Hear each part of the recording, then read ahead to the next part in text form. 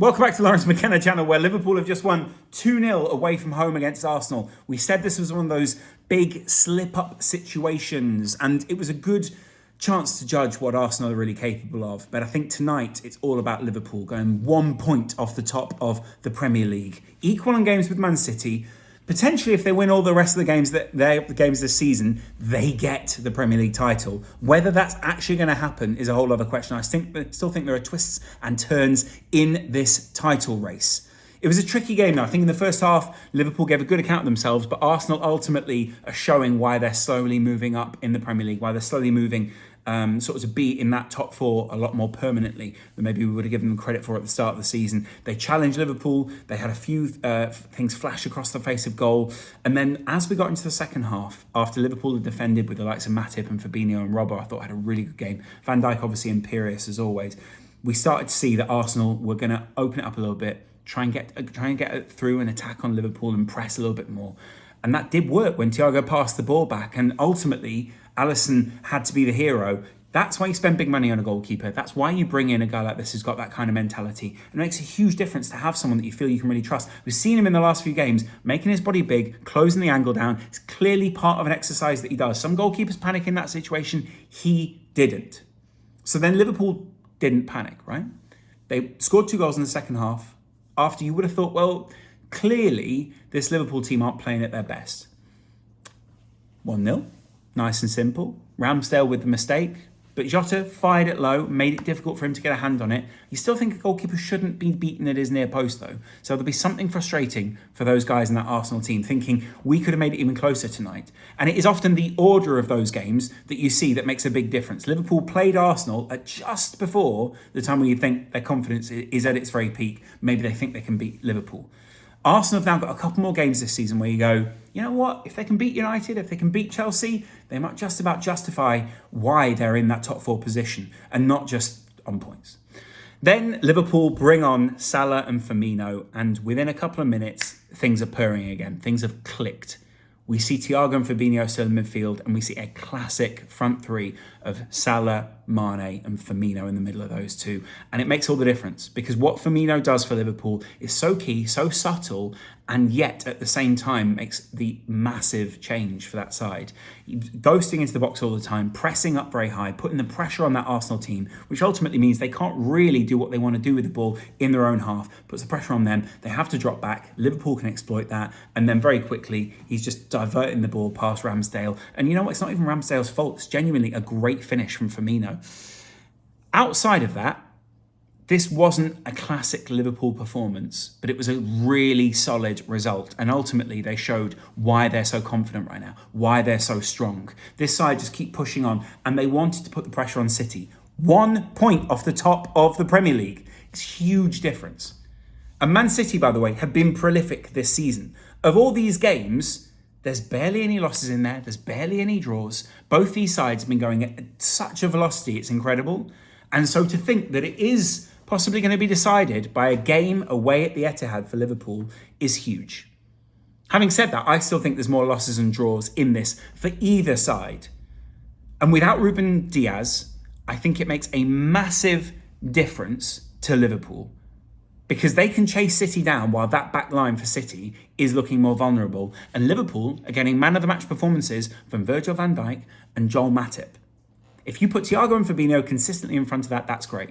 Big question tonight, by the way, over whether Salah should have started the game. Because when he did come on, he did look very sharp. And I'm not quite sure that that front three quite looked right in terms of its shape. Jota, obviously still a great player, scored one of the goals. But we're not quite sure what those positions of those front three guys are. So, do we do that again?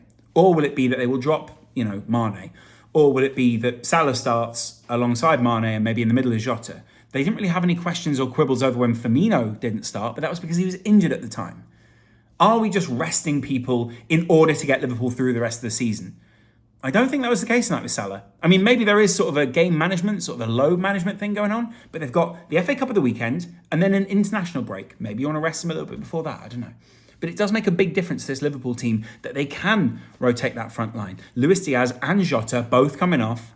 someone else coming on. It makes a big difference. And it means that also, this is what Klopp has been great at all season, making changes within the structure of the team in order to confuse the opposition and get that goal. It makes a big difference. Klopp has been great at it this season, making those decisions, knowing the timing to do it on, and striking. Makes a massive difference to this team.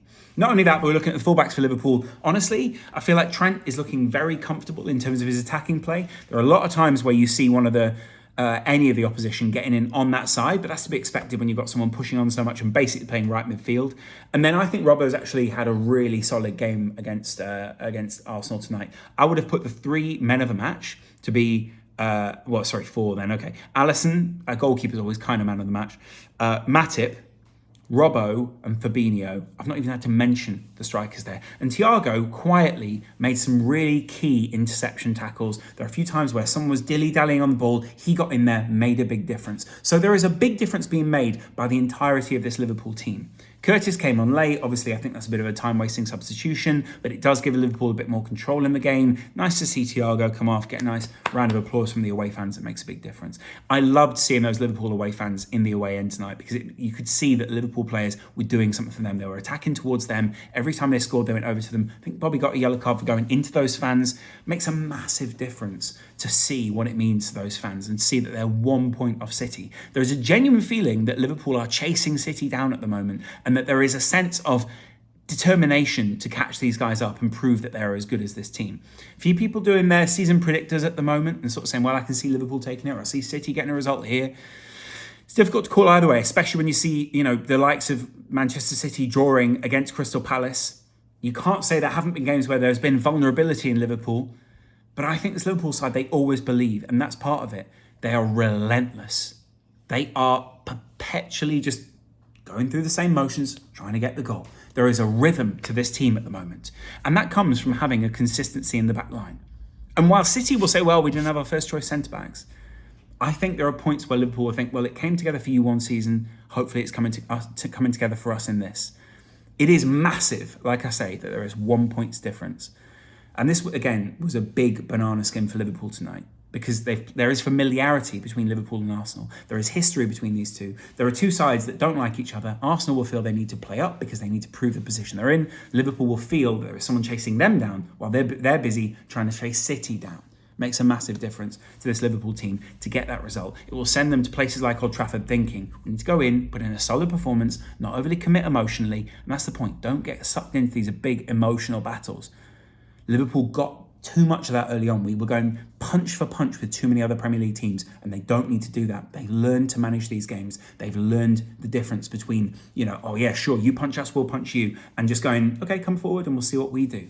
That's much more confidence in the tactics. They're much more confident in what's going on. And I've got to admit, I think Liverpool played a deeper line tonight, which made a massive difference, especially against Arsenal. Gave them the ball, allowed them to run at Liverpool, put Firmino there, block, block, block. Loved Thiago's pass, by the way, for that Jota goal, especially after he'd made that mistake not long before. Thiago, that is, not Jota. And there's something satisfying about watching this Liverpool team right now. It must be amazing to be in that away end. Obviously, I'm a little bit biased, but I can imagine it must feel the same for Man City when they're away and winning. Elsewhere, Chelsea. Quick word, Zach, on the Chelsea game. And literally, the quickest of words. Zach Jalab, everyone. Started poor, finished well. I like that. Do you think that Chelsea can go through in the next round? Really depends who we get and whether we are a club. Who do you want? I want Bayern Munich. We want Bayern as well. Let me know in the comments who you guys want, by the way. I might do a bit of a Champions League draw video on Friday, but let me know who you want in the comments below. Juve are now out. Do you want Villarreal in the next round, or do you not want that banana skin? I don't want them, personally. Yeah, they're a pain in the arse. Exactly. Big team pain. Playing up, big problem. Anyway, thank you very much for coming on. Thank you very much. Appreciate it, Zach. It has been nice to see you guys. Let me know what you thought of the Liverpool performance, who your man of the match was, what a difference the togetherness of this team makes. And I've not even mentioned Jordan Henderson. I don't need to mention him tonight. It's been fantastic to have him on. He genuinely is one of the generational captains for Liverpool. Isn't that right, Zach? Yes, he is. 100% generational. Anyway, I will see you guys later. We love you, Jordan Henderson. You are a brilliant captain. We really do love you. And we will see you guys tomorrow with another video. Liverpool are 1 point off the top of the Premier League. We're coming for you guys.